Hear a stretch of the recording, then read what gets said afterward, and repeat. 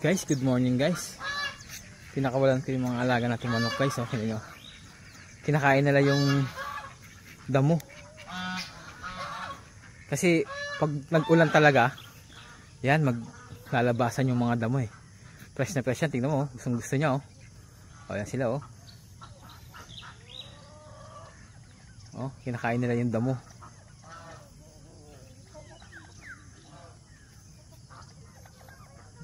Nagkukumpula sila doon oh. Okay, busin nyo yung damo. Itong kagandahan guys eh. Di ba yung mga manok na yan, isa din yan sa parang matatawag mo na grass cutter, kasi kakainin nila yung damo. O di hindi ka na maglilinis. O di ba? Ayan oh. O siguro mag isang araw ubos na nila lahat yan. Sa dami nila oh. Sige, busin nyo yan. O, yun sila oh. O, sa isang side muna daw sila.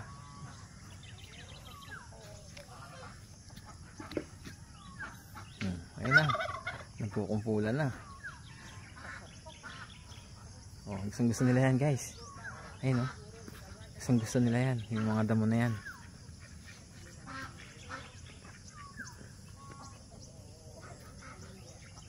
O, diba? Ayun oh. Oh, buhusin nila yan ha. Oh, malinis na dito mamaya kahit di mo nalinisan. Oh.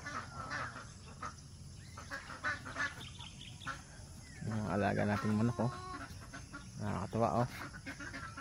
Malusog yung mga yan. Doon sila oh.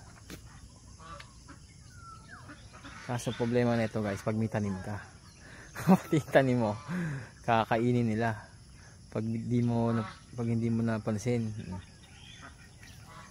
Kaya dapat after nila dito, balik mo na sa kulungan. Oh guys oh.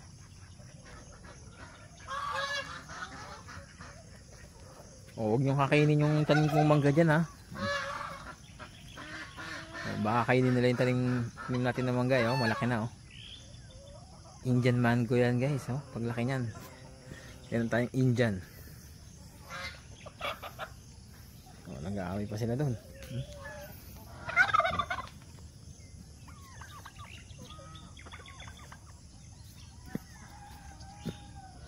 Sige na, huwag na kayo mahiya. Ambusin nyo na yung mga damo.